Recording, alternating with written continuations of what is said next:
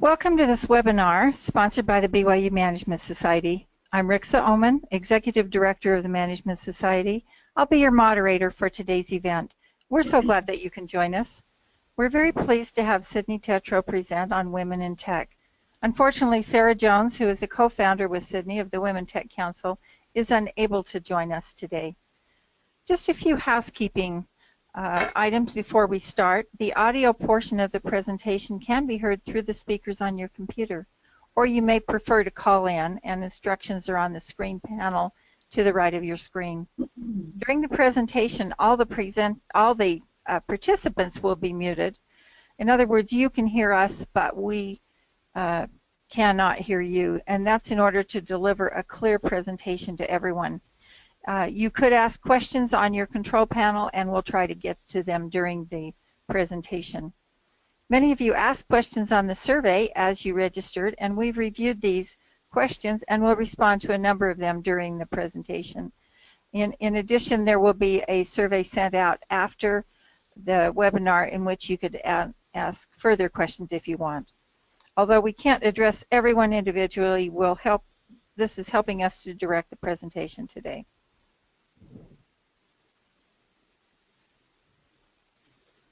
Before we get started, I wanted to let you know about one new feature our Women in Business Network is promoting.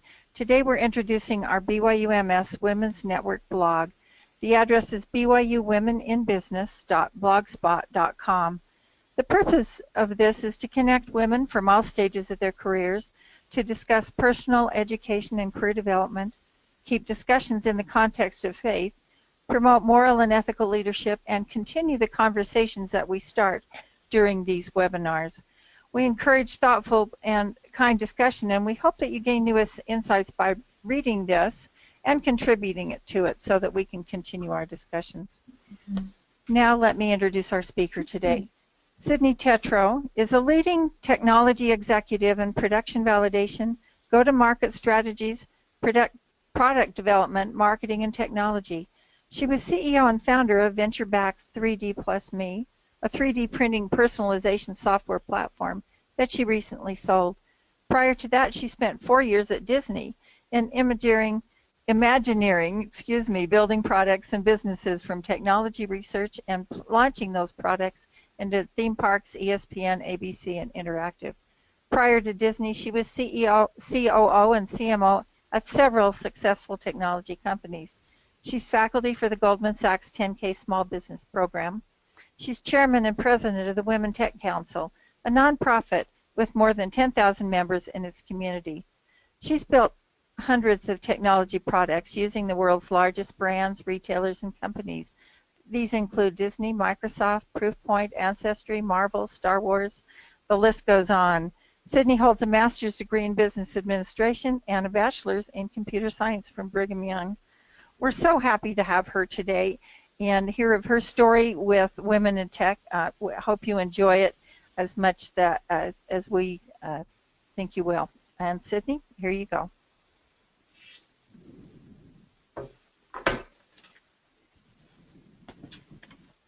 Great, thank you. And I'm super happy to be on today and just share a little bit about kind of the story of the Women Tech Council and a little bit about how that intersects even in my own personal story and the story of our founders as we were creating the organization. And then as I was reading some of the questions that people had asked prior, I think there were a lot of really great questions about what it means to be a woman in technology and the opportunities that exist, and even exist as you're considering maybe different direction changes in your career. So I'm hoping to touch on a little bit of that as I weave the story together. So let me just back up a little bit, and as Rick said, told you about me, I think one of the things I also just wanted to highlight that is an interesting thing about the journey we've been on in the Women Tech Council is that all of the women who are founders of the organization come out of working in technology.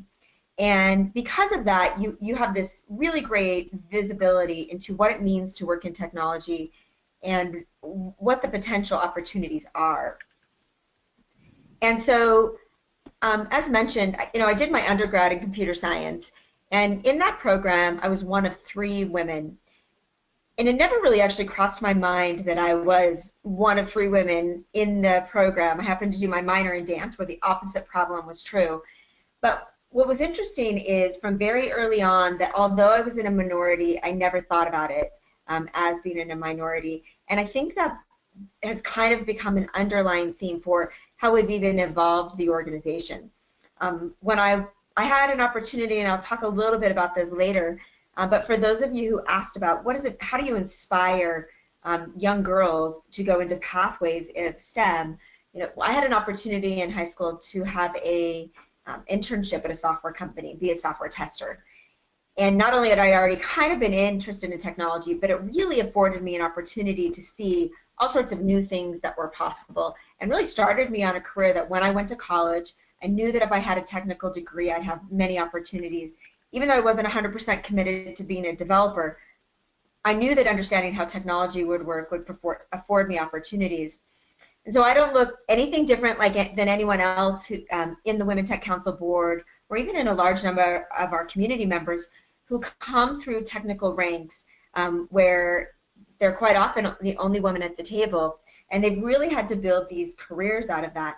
And so a number of years ago, it's 10 years ago now since we actually started the Women Tech Council. And just as an aside, the images on the screen, those are from my 3D printing company. We built a company where you could become any of your favorite heroes: sports, gaming, entertainment, or even superheroes. We had a really cool opportunity to do that, which is an entirely other story for another day, but I'll highlight a few of those as we talk.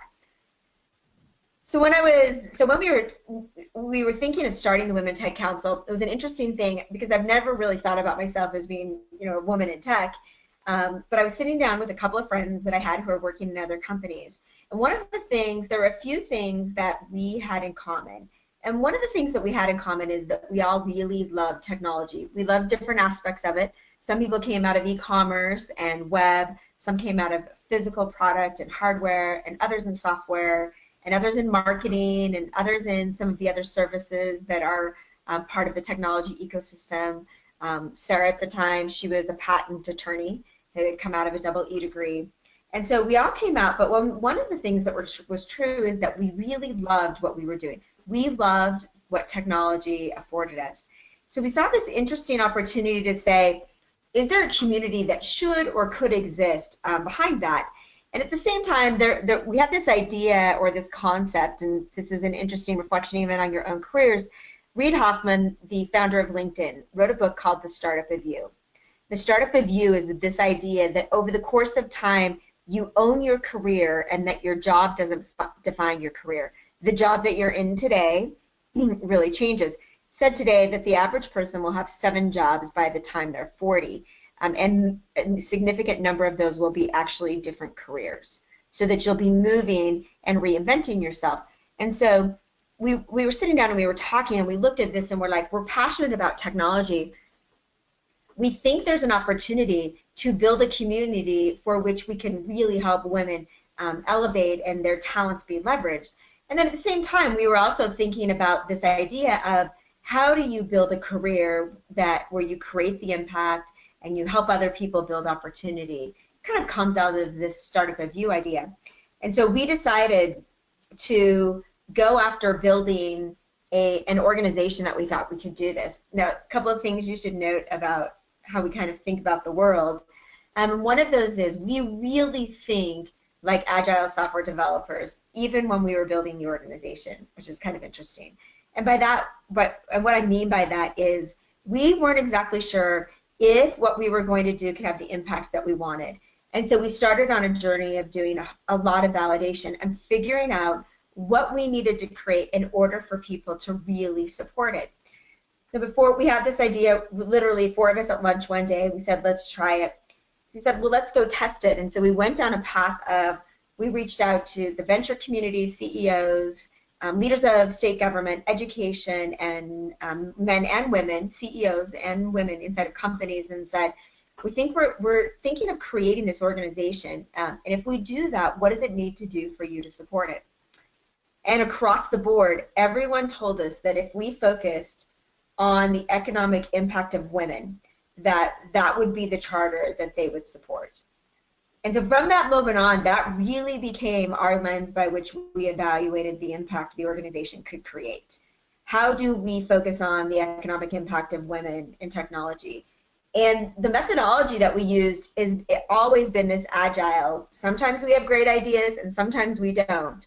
But we always follow the philosophy of test and optimize in order to make us better faster.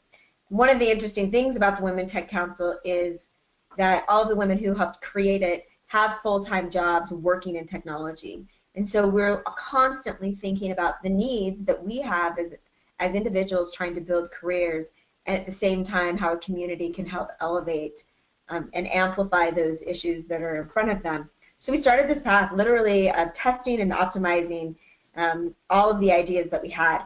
We held an advisory board meeting. We proposed what we were going to do to about 60 leaders, including about 90% of them were women in the room. And they said, we're in. And we said, okay, we got a bunch of their feedback, and we came back in 6 months, and we formally launched the organization. And even though we created the organization 10 years ago, we've stayed very true to our roots, and we've stayed very true to this customer experience methodology that is really what happens in engineering today, but even in our own organization, where we really try to figure out the right things, understand their impact, and then constantly iterate on those in order to build an organization that people want to participate in and that we can really build value on. And it really comes a lot for me personally from, my mindset has always been around that because of the product development side. But what we found is that in applying those types of practices is that you can build something with sustainable value that meets the needs of thousands of people. So I wanted to share with you a few things that the organization has done, and then I wanted to share with you what we've actually learned and some of the key lessons that we've learned along the way. So as an organization, as we decided to focus on the economic impact of women in technology, it came out of 4 pillars. And the organization has been constantly focused on opportunity, networking, mentoring, and visibility for women in all aspects of technology. So whether they're in a technology company or working in a technology role in another company, we integrate and support those women.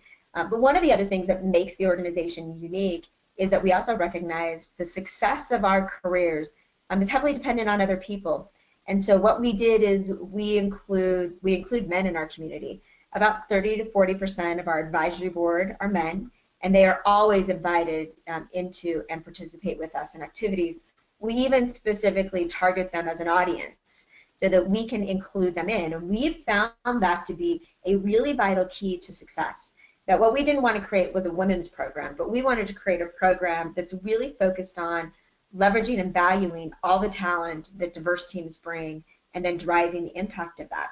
It's been a really great charter, one that's really stood the test of time and has allowed us to grow and do some really important things that we believe have led to the impact we've been able to create. One of the core things that we believe in as an organization is that it is a partner-driven experience, that everything that we are doing is about how do we take all of the communities around us and bring them together and create a platform that adds value. And this industry-led comes, I think, because all of the founders and organization work in technology. And secondly, it gives us this priority of saying, what does the community need in order to achieve its goals and in order for us, and we let the community themselves drive the priorities every year as we hear feedback from them and as we evolve. And that's been one of the foundational principles from the day. So we created a bunch of really cool programs over the course of the last decade. This year will be our 10th annual Women Tech Awards. And this platform was created in our visibility charter, where we wanted to provide women who have been working in amazing technology roles but don't necessarily have the same visibility as women in all sorts of other roles. It's really easy to recognize women who are great at business and the intersection of technology, especially as they rise to the top. But there are some fabulous women who sit in all sorts of ranks of companies that we also wanted to have the opportunity to recognize. So when we started this about 10 years ago, we sent out nominations, and we too were skeptical about how it would grow in future years. And what we found is that every year we get 70 to 80 new women who apply, who get nominated for the awards, and we have the opportunity and a platform to recognize them. And over the course of the last 10 years, we've recognized about 162 women. And we try really hard to recognize women at all stages of their careers. Women who have been in their career for a while, rising stars who are just coming in, and then a student pathway award. We've found, and I think this is true across many sectors of industries, but that if we can recognize young women when they're between their second and third year of college, and those are those really hard years when, even when I was in computer science, I debated leaving at that third year. But we found that if you recognize those young women there, that you can help them stay in their path, and particularly in STEM. This has become a place where we have about 150 high school students who come every year, and they get the opportunity to be inspired by women who have forged strong paths and who have done many things, including contributions to community, to their personal lives, and to their professional lives. And it's a really powerful thing to do. We did cool things around this program, like the statue you see them holding, we had custom made, because we wanted those women to, we wanted to recognize them in a different way. Then over the course of time, you actually see President Matt Holland, he's the president of UVU in that photo. We created an impact award so we could recognize organizations or people who are doing really great things to recognize the talents of women and provide opportunities as we see those numbers change in the course of women. As a couple of interesting stats, in case you're interested, women represent more than 50% of people in the workforce today. That's true out of the state of Utah and in the state of Utah. It's also true that women represent nationally about 28% in technology, and in the state of Utah, 23%. And so we're always looking for ways to make sure that's true. And then the other interesting stat that we care a lot about is that in early entry fields, women represent 50%, even in technology, a more significant in management. But as we go to the senior ranks in the Fortune 500, only about 4% of all women in senior rank, all people in senior ranks are women. So we still have a fair amount of work to do to make sure that those talents are still valued as they move, but a lot of great things are happening, and it really starts with these conversations of recognition across everyone who's working in the workforce. So programs like the Women Tech Awards allowed us to launch a program with the Leonardo, which is a museum, and create a permanent exhibit called Women Innovators that recognizes 162 women, and they get their videos and tell their life stories, and we demonstrate and we showcase their physical products that they've created, all really providing us this opportunity to talk about the cool things that women are doing, and have lots of people, including grade school students, be inspired by them as they come through those opportunities. And as an organization, we do other things because we recognize the responsibility we have to give back, which I think is true for everyone, is that we have an opportunity to make sure that we're doing things that provide value to other people. So we created about 4 years ago a program called SheTech, and SheTech has become the largest industry-led STEM program, which really means we care about how do you get 9th to 12th grade girls interested in technology and into paths. And we learned a couple of things. One, you've got to give them an opportunity to get their hands on technology because it changes when they see their creativity fused with innovation. Second, you have to put them in front of amazing mentors. They need to see all the women and all the possibilities that might exist for them and translate that into their vision of who they could become. And third, they need to recognize that technology is part of every industry they will ever do. This event started 3 years ago in our test and optimize model. We started the program in partnership with UVU, and we had 300 girls attend the first year. And then the next year we had 650, and the next year over 1,000, and this year there's almost 2,000 girls who have gone through the SheTech days. And it's expanded past the state of Utah into other places like Colorado and Idaho and other reaches.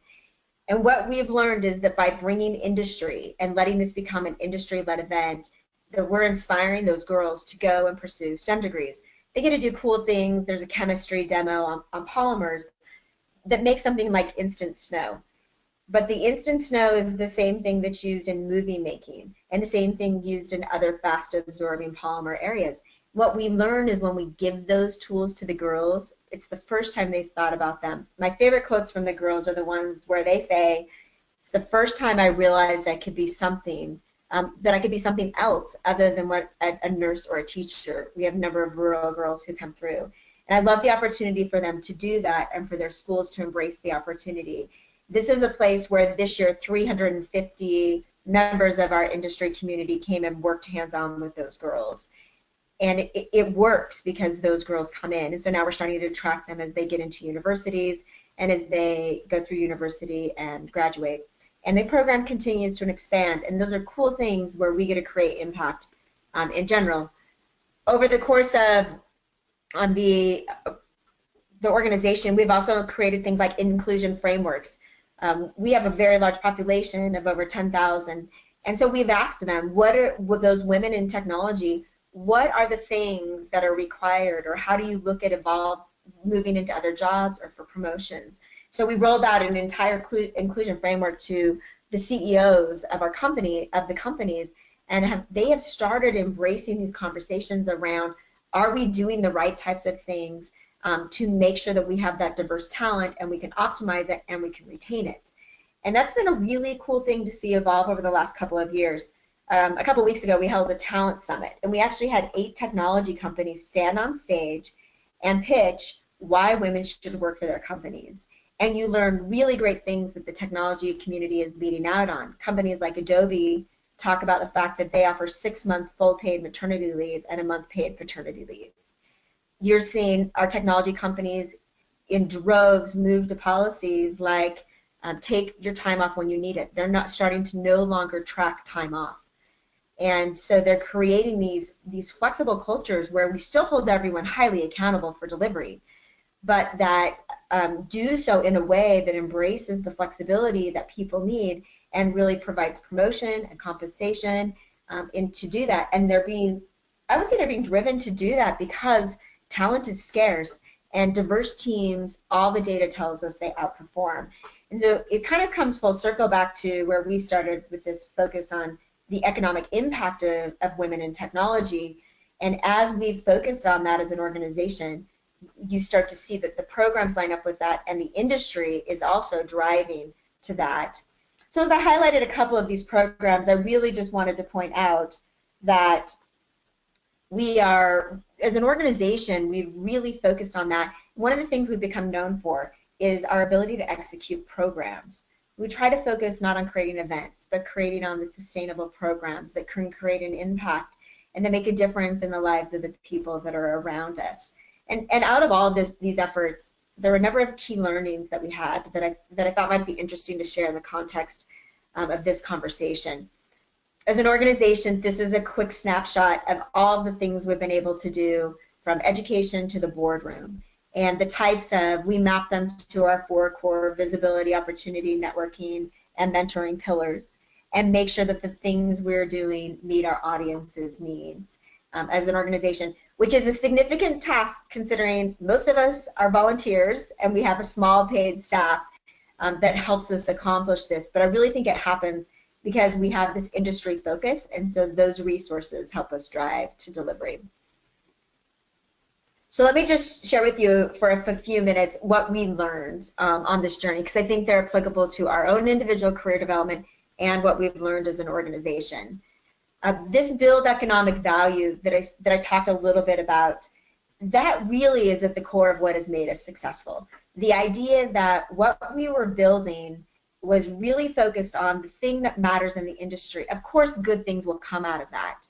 But one of the things that we know is that as you think about sponsorship dollars, as you think about how you build community around you, that you want your goal to be the outcome of all of your effort to be how you're helping everyone else build those measures of success. And it really drives to economic value. It led us to make decisions like, in the very beginning, we decided that we would operate the organization 100% by sponsorship dollars and not by asking women for membership fees. And the reason that we did that is because in the technology world, I might be the only woman in my company, or the only woman in my engineering department.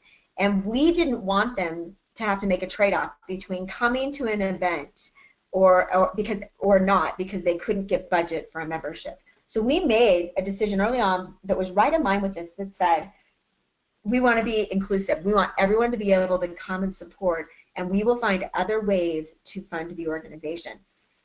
And that decision and that strategic emphasis has really allowed us to drive that to execution, and then ultimately led to success. That's how the organization still operates today.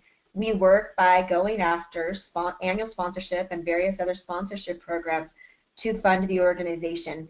And we run it a little bit like a business. We run it so we can make sure we think about positive P&Ls and that we're really meeting our business objectives. But for me, one of our lessons learned is build economic value. It's the same lesson I learned in building my startup, right? It's really around real people fund and help pay for the value you're creating. And if they won't, then you find yourself having to pivot because you really need that in order to achieve success. It's just a core principle of building anything. People pay for value. And so how do we make sure we're delivering value?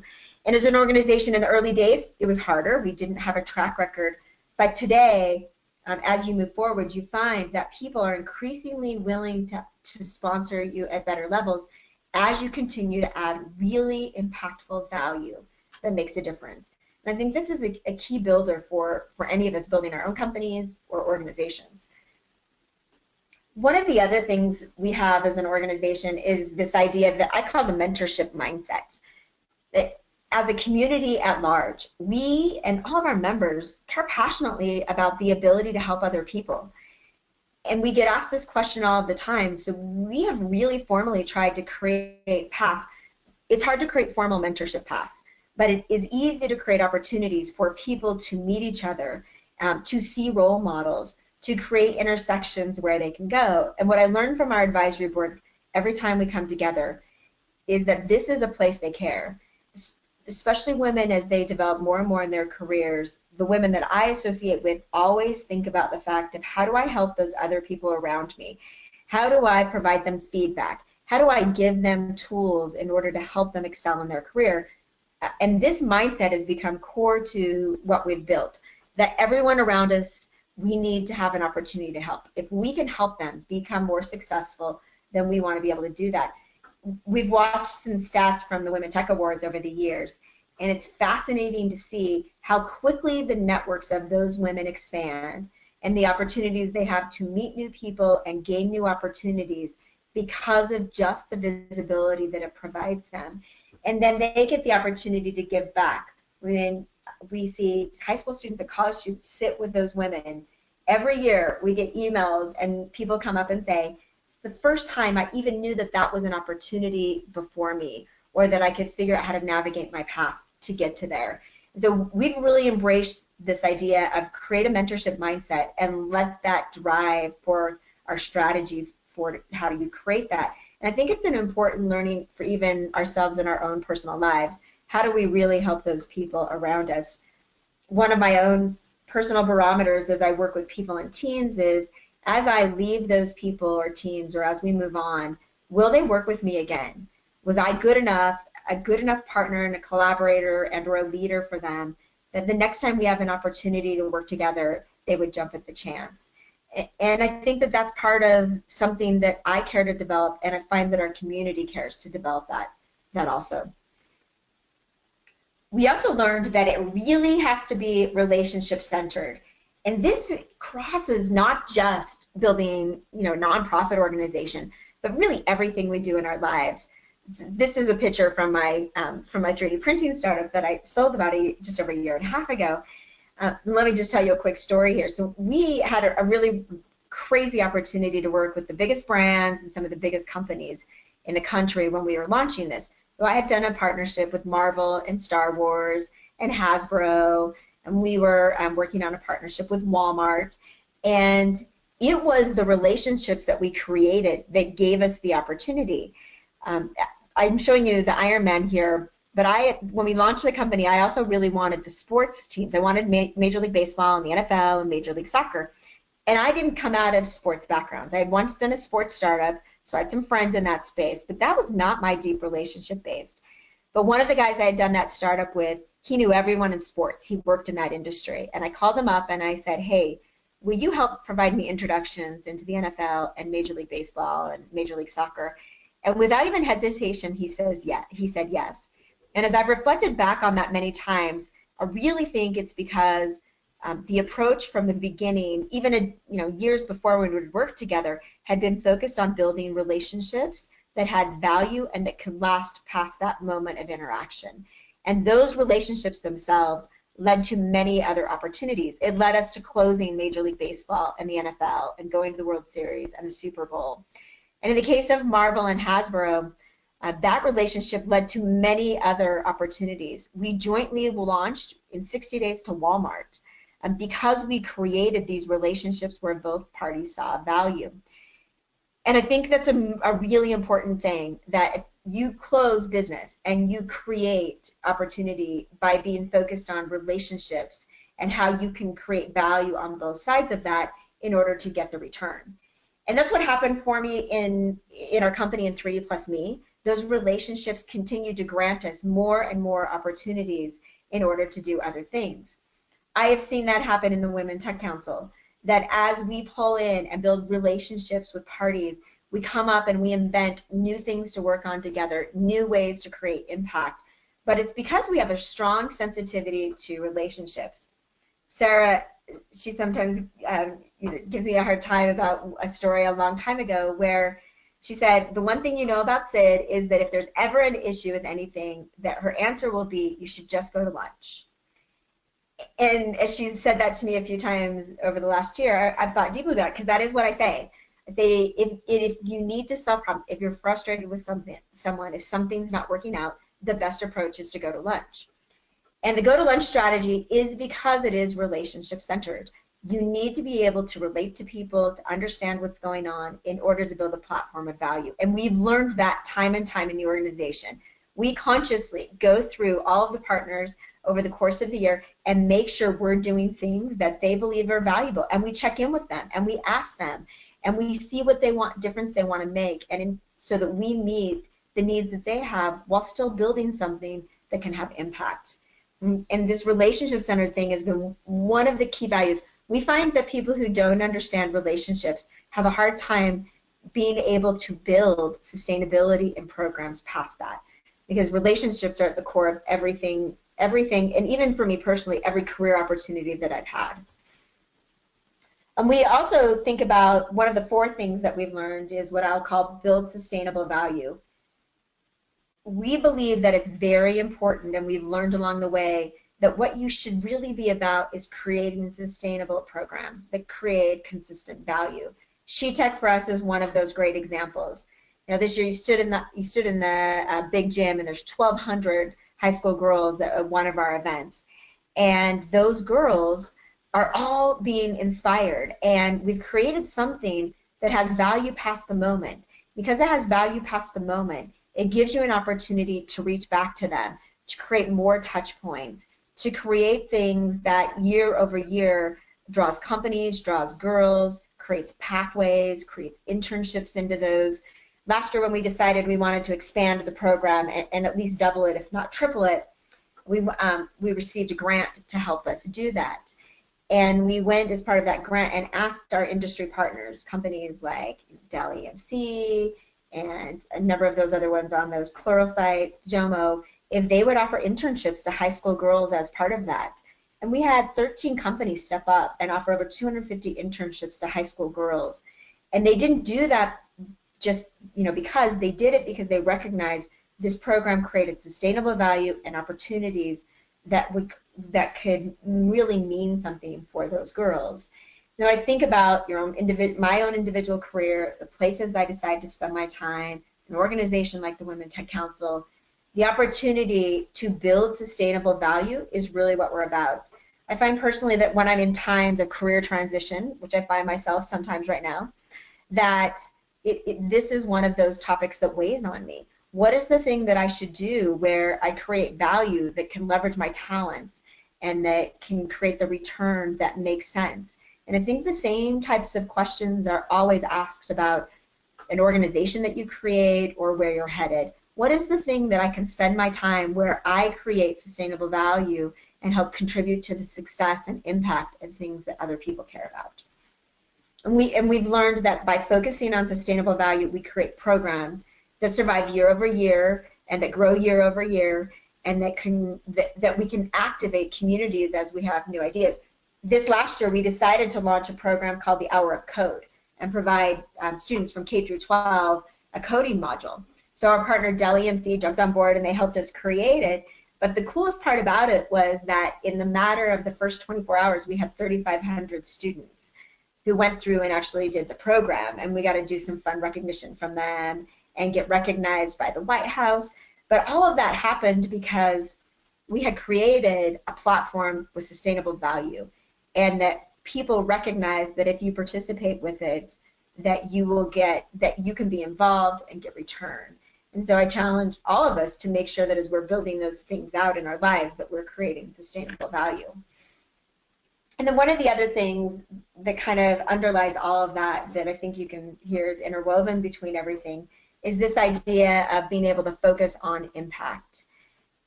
Really, I want my time and effort to result in creating positive impact in such a way that it helps other people on their journeys.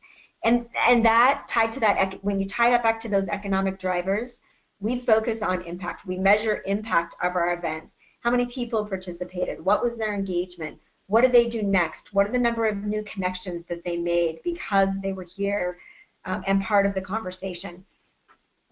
And I think when you focus on impact, you create this network effect of helping other people and other people helping other people and getting those, getting the results that you want from that.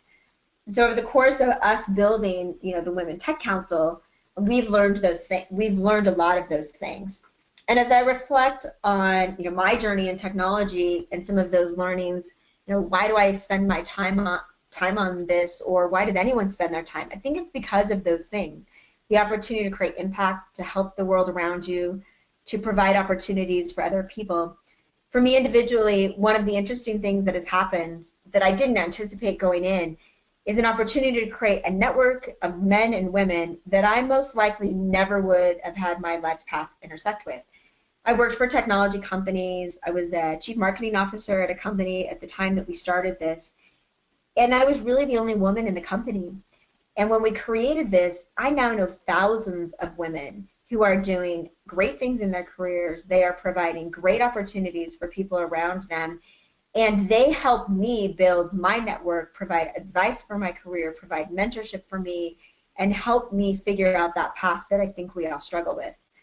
For women in technology, we're the minority. That's not changing anytime soon without concerted efforts from a lot of people. In graduation rates, we still have fewer women graduating today in the sciences than we did when I graduated a long time ago. And so we have a great need for people to work together to make the world better so that all those great ideas that people have, they can have opportunities in technology.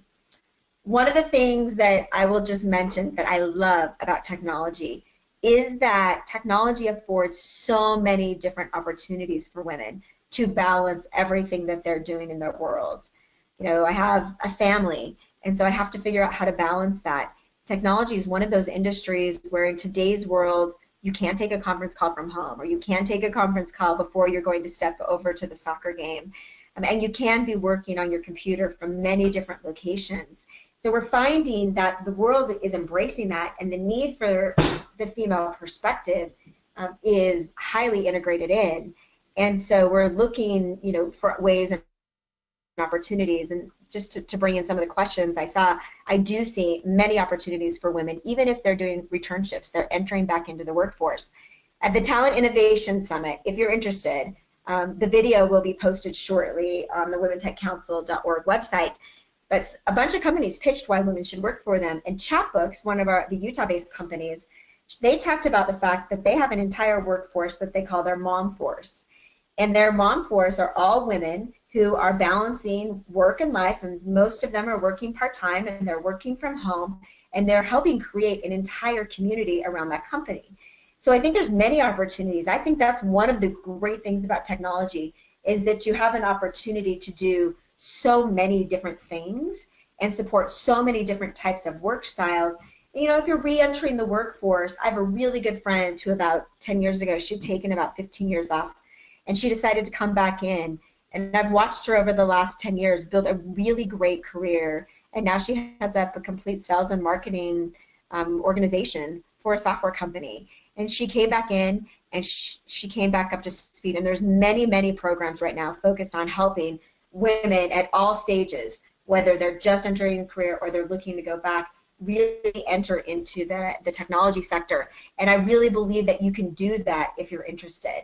And for me, technology has afforded me opportunities to work at companies like Disney and start my own company and work for big technology companies and build an interesting pathway that works for me and that works for my family and allows me to create the contributions and impact that I want in general. And as I kind of wrap up my conversation, this is one of the quotes that I firmly believe in, that it's not what we do once in a while that shapes our lives, but it's what we do constantly. And I think it's a constant mindset in order to really help people achieve where they're trying to go, create the impact that we all want, and build a career that allows us to balance our lives, our personal lives, our family, our religion, and ultimately our jobs. And when we find those intersections, and when we focus on the right things, I really believe we're inspired to create impact for the people around us, and even for ourselves and our families in ways that we might not have thought of before. So with that, I'd like to thank you for spending time with us today. I know we're wrapping up a few minutes early, and I think if there are any questions, we're happy to answer a few of those if anyone has any questions. Cydni, this is Rixa. One of the questions that's come up that I noticed is because our audience is not just Utah based, but from all areas of the country, and they wondered if Women's Tech Council is only Utah based, or are there some parts of it that can be accessed by people who are not in Utah?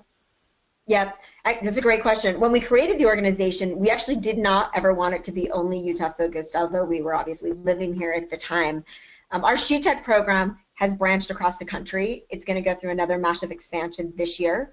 And actually other chapters of Women Tech Council are also launching. But in addition to that, we're actually doing more work now than ever to make sure the programs and the content are available even more broadly. Obviously, some of the physical events are hard to replicate, but the content that we're doing and the programming that we're putting in place, we try to have a national reach. Our awards also tend to have people from all over the country. So we have a bunch of cool stuff happening in Silicon Valley and a bunch of other locations around the world, around the country right now that we're looking to do expansion. That's a great question.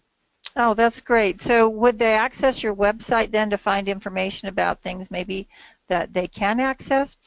Yep, it's womentechcouncil.org. It's actually going through a massive update right now. As soon as the DNS information trickles through, it will actually be broader, and it actually will list all of the programs and events across the board. And there's lots of contact information. We actually have lots of boards too that help us where we have women from regions all over the country helping us build out various programs for those areas.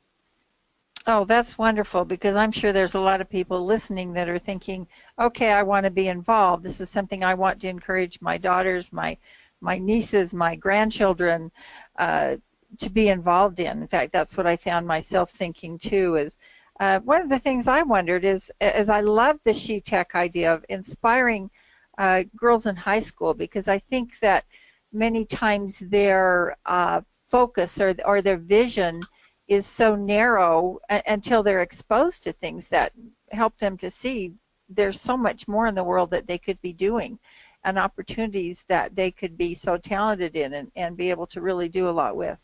So that's exciting to see the numbers that you're getting and the impact in terms of internships. Yeah, I was really impressed with that. I've got some high school grandchildren that I'm going to talk to. Yeah, you know, the SheTech program was really cool. We received a grant, and we used that grant money to create a repeatable platform that can go to many different locations. So we actually have Colorado has one that's coming up here in a few weeks.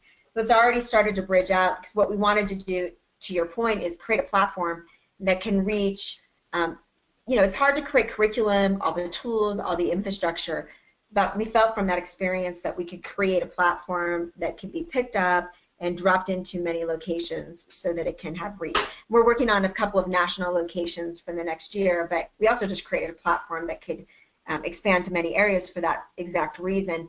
We find that those high school girls, we all know there's many issues all the way through K through 12, but those high school girls, something happens where they don't see themselves intersecting with technology.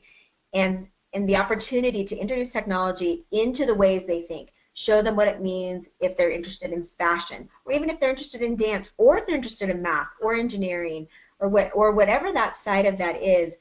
Those young women are growing up with technology at their fingertips, so it will be part of every job, any job they pursue.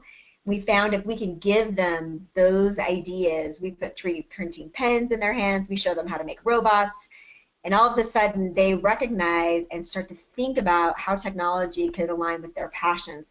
And that starts to tip them towards thinking about opportunities to minor or even major in STEM fields because of putting the power of creation in their hand.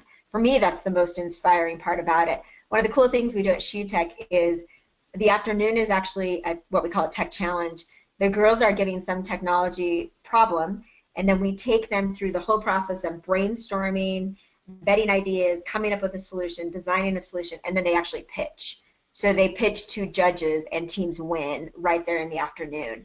So the girls get this broad experience of a little entrepreneurship, a little technology, engineering, and innovation, in addition to the hands-on tech. And the combination of those things, it inspires those girls, right? They want to win that competition, and they see their ideas come to life and how they actually have to pitch them in order to, win a prize with a pitch competition. That's such a great way to really build their, like I said, grow their vision of what they're able to do by giving them those experiences. It's also very interesting to see that you mentioned that technology affords so many opportunities to women who are returning to the workforce or want to come back after a time away from the workforce, that this is really a field that they should look at, develop their talents in, and move into, because I know some of our audience is also in that position. Yep. There's a term out there called returnship. It's kind of been the term that's coined for that. I've taken time off of work and I'm looking to come back into the industry. In the technology world, we have a talent shortage. There are not enough people to fill the jobs that are available in technology. Technology also provides high-paying jobs, which is why they're in such demand to find that talent. So as women are looking to come back in, right, or they've taken time off for families, or whatever the reason is that they find themselves thinking about coming back, it does require a little bit of investment, I would say, in skills. If it wasn't something, that you've naturally come through. Couple of cool things have happened in the world today. If you find yourself slightly interested even in the coding side, and building web pages or even mobile applications, there's a ton of coding boot camps that have popped up. Love the coding boot camps because it's a way to go get some knowledge back, but without not going necessarily back to school. So you can go through and get some certifications and pipeline in. But we're also finding there's lots of companies similar to Chatbooks who are hiring part-time workforces of women to do various types of roles, and then they actually help those women move up. It was an HR technology company, and they started hiring. They hired almost all their workforce was part-time women, and what they decided to do is they started them in customer service, and then then most of those women moved up and could have promotions and move through the ranks and have other opportunities. And so you're really looking for those companies are doing that more and more. I would say more in technology than other industries, because technology has some flexibility about scheduling. But I think it's important that if you're looking at it, you might have to invest in some skills, whether that's going back for some basic classes around PowerPoint and Excel, some of those computer skills. If you want to go on a more accelerated path with more earning potential, then you go into some of those coding disciplines or product management disciplines, and you really have an opportunity to go do that. And there's a lot of available curriculum that is not going back to college, but that can provide you certifications and pathways to get into those jobs. And if you search on the term returnship, is kind of the term that this type of work is starting to fall underneath. And from the state level, in a lot of the states across the country, the state governments are actually putting money behind this to help their workforce be better prepared. So they're providing grants or programs that will help fund those efforts to provide those skills, especially in states that have very low unemployment rates. They have to do things in order to incent people to take more of those jobs. Let's see, I'm just checking on some questions here, see if I see anything else that we haven't. Let's see, you talked on this briefly, but can you talk more about how women can communicate and work well with men in STEM, since there's a lot of men in STEM jobs? So, and I'm sure, you know, some people are intimidated by that, others are not. What was one thing that you had to be mindful of if working in technology companies dominated by men? You know, I think I would say that in my mind, I've never really had a sensitivity. I've really felt that I should always be, and everyone should always be, evaluated on their talents and on their contributions. You cannot climb on this call. Well, that's wonderful. And well, so, go ahead. Oh, I mean, I'm just excited about the possibilities, and I'm sure our audience is. So if they'll remember some of these things, hopefully we could get your slides. But if they'll remember to ask some of their questions on the survey they'll get right after, or they all received emails from me, so they can send me those emails and we can pass the questions along if they're trying to locate some of these things that can help them. We'd be glad to help in any way we can.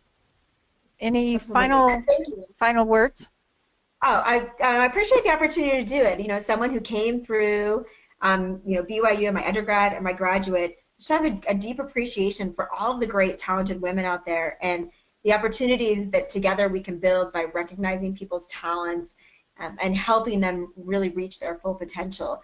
And I think that's the great thing about, you know, women in business, that we can build the right communities and create lasting impact for not only ourselves today, but for generations to come. And I think if we have that mindset of making the world a better place, that we can do things that create value and that help everyone achieve the goals that they have. So thank you for letting me participate. Wonderful. Cydni, thank you so much. You know, that's what we're trying to do with the Management Society and our Women's Network, is to create opportunities and open people's minds to other opportunities and things that they can do or be aware of, and start that discussion. So thank you so much. It's really been fun to listen to, and I took tons of notes. It's been a learning experience, and I'm very interested in this. Thank you for our audience for being on here. You'll be sent a short survey after, and we'd appreciate you filling that out or sending us questions. In addition, I will also send you the link to the recording so you can come back and listen to some of the information and take notes again.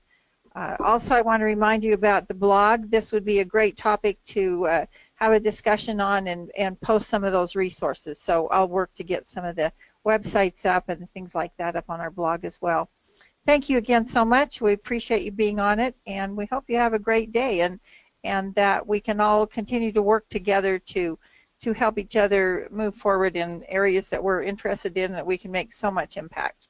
Thank you, Cydni. Bye. Thank you. Bye.